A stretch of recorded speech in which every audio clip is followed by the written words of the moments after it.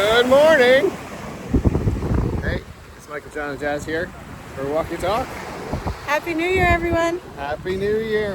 Hey, you know when, you want to hold that? Okay. You know when people ask you, on your birthday, how's it feel to be 32? How's it feel to be 11? Because oftentimes there's not a whole lot to share about that. But, it's 2025. And I'm feeling like it's 25. I feel like Feeling feeling 25? 25, yeah, And those of you who are over 25, maybe this is a great time for us to connect with maybe some of the things we did when we were 25. Yeah. Like I used to rap a mic a lot. When I was 25. I used to camp a lot. Well, maybe it's a chance to get back to that. And for those of us who are not 25 yet, which is And dance a lot. most of our kids and most of our students, they're curious about what life's going to be like when they're 25. When they're 25, when they're young adults. And we counsel in a college and career outlook way of what's that vision you have for yourself when you're a young adult. And that conversation, it can sometimes be really engaging. You can talk with your young person a little bit about their, we talk with young people. Like, just start with geography, for example. Where do you see yourself, attending college maybe?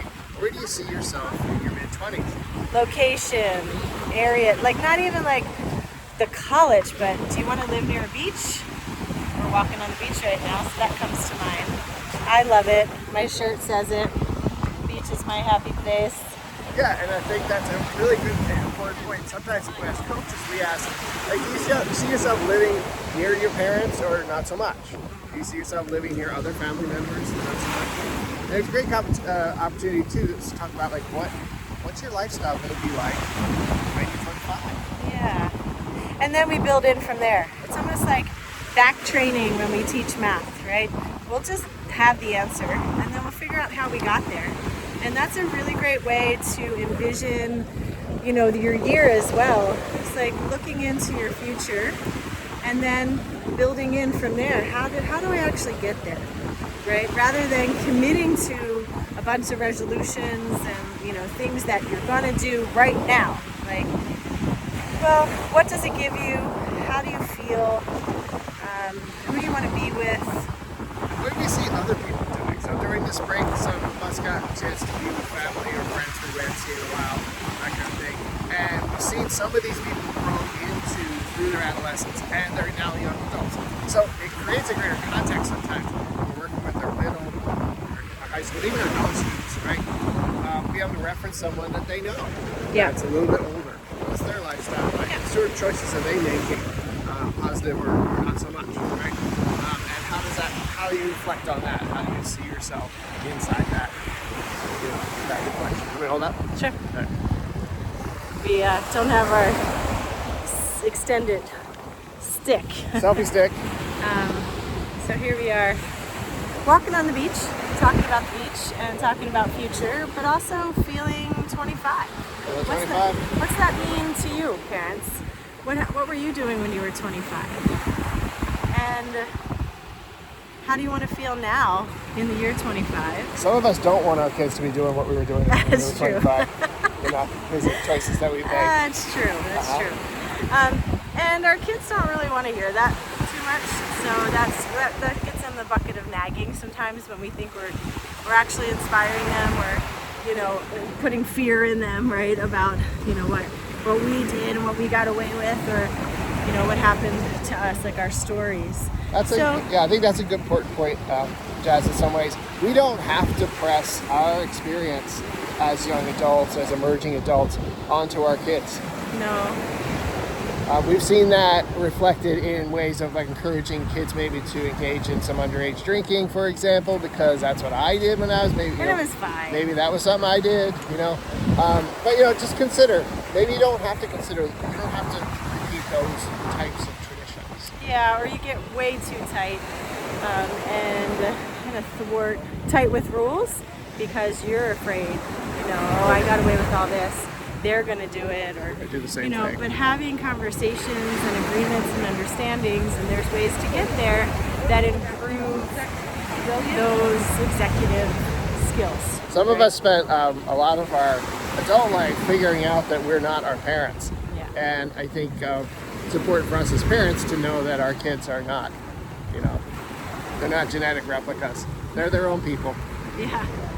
And so at Just 2, as we're starting up a new semester, we encourage you to think about how do you begin things as well, right? Do you just jump in and forget about the past and make it better, right? Just hope for the best? Or do you get a strong hold and try to change everything at once? Commit, maybe overcommit? Or are you somebody that just, I'm just gonna try better, right? On a wing and a prayer, it's called. And so then there's other ways to be as well. And as parents that are parenting the executive functions of our young people, we don't want to do for them. We also want to help them remember where the pain points were or what happened that we didn't like, but not harbor on them. And so what we do in the very beginning of anything here, just to again parent those skills and that mindset, is we reflect, reset, and reconnect in.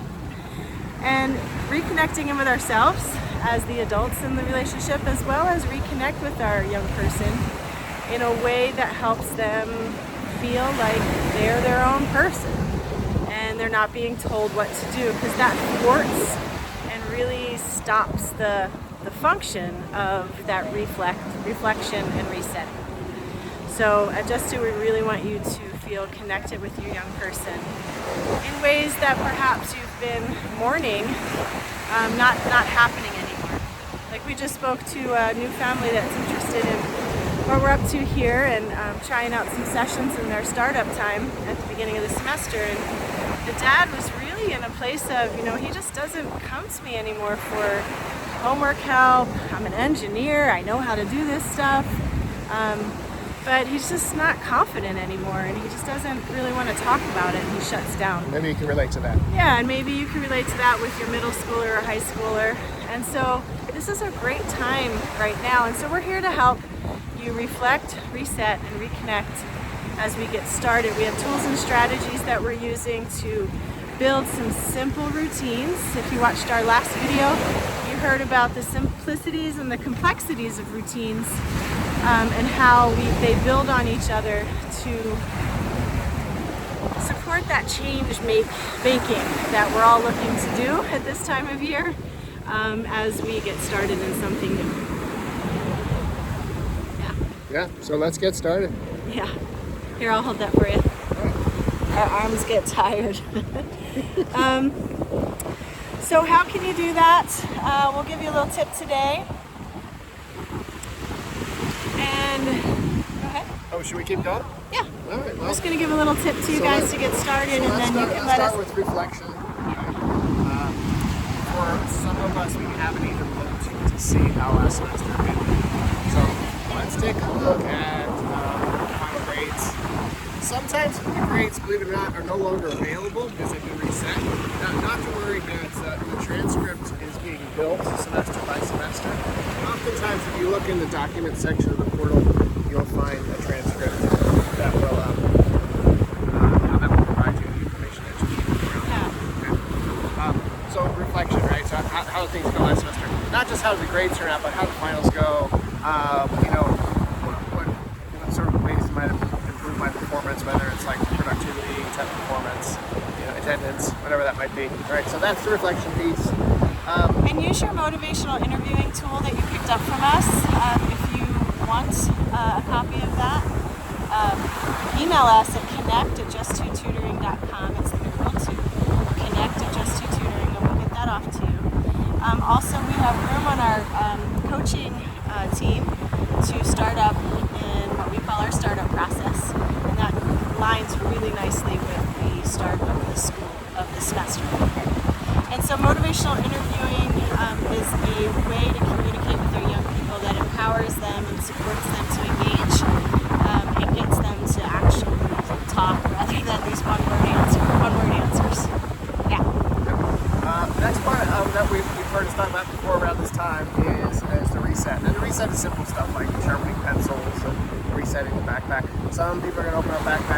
lunches for December in there. yeah. So let's get those backpacks open. Let's get ourselves reset, right? So we're resetting our materials and we're resetting our mind. We're resetting our schedules. We're starting to maybe even practice getting up a little earlier, and in preparation for the start of the Parents, if you're feeling frustrated by what's happening, like maybe your young person's not motivated at all to talk about any of this, or you do open up that backpack and find a moldy situation and have to get a new lunchbox, what I suggest you do is pause. Don't respond to it. Okay? Let it happen. Let it be as it is. Pause. Get a cup of tea or a cup of something. Use one of our videos. We'll do that at the end of this video where we'll take a good minute and just do a parent pause by the ocean. Okay? So take that for yourself. Okay? Because you are part of this relationship and you're really the leader of this relationship in terms of connection. And so we want you to pause and not react. Use your tools. Gather yourself up. Perhaps it's going to turn into a silver lining of, hey, let's go out and get a new lunchbox, right? Have some lunch together. And you can discuss a reset conversation at that point. Maybe this is the 5th lunchbox you're buying this year, right? So perhaps you set up that they do some chores or something of value to support the purchase of that. Now that's, starting to practice in understanding value and responsibility. There's lots of different strategies. Again, you can sign up for a parent coaching session. We get into what's happening for you, right? And we help you determine best ways to support yourself as a parent to lead and parent the executive functions, as well as support connection. Okay? Another piece of the resetting is resetting goals. So we're going to reset goals, identify those goals. We like to play a game called Read Your Parent's Mind. And That's so a good one. you can ask your kid, like, what do you think I'm thinking? You can ask them that. And that might help you guys come to an agreement around goals that are mutual instead of goals that are imposed upon our young people. Those goals then can be easily composed into a quick email to teachers as the school year begins, as the semester begins, to say, hey, teacher, I'm looking forward to a successful semester.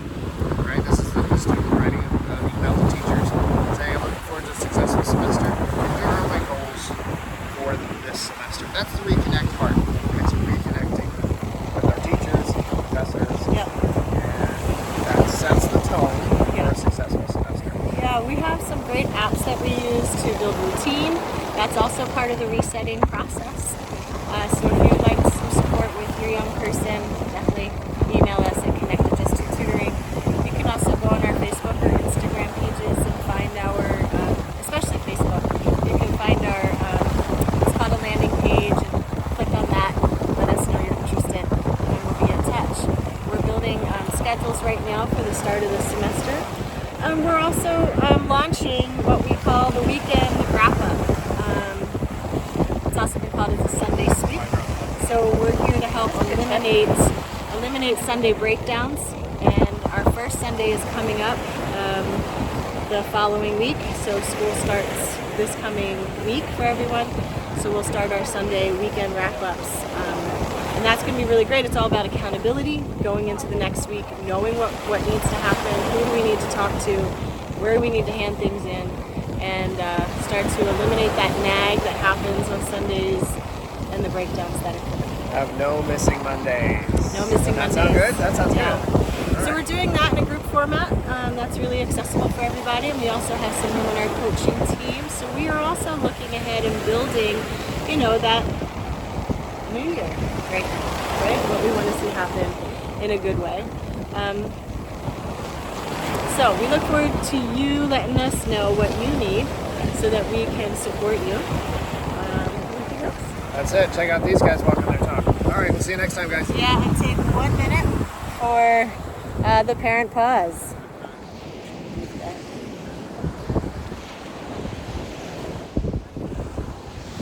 And here we go with the parent pause.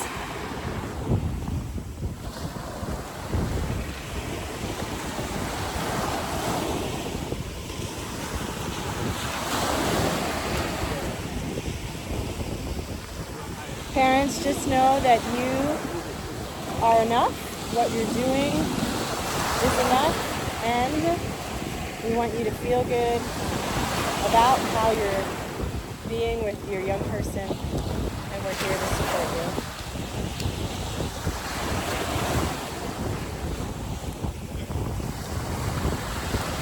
Happy New Year.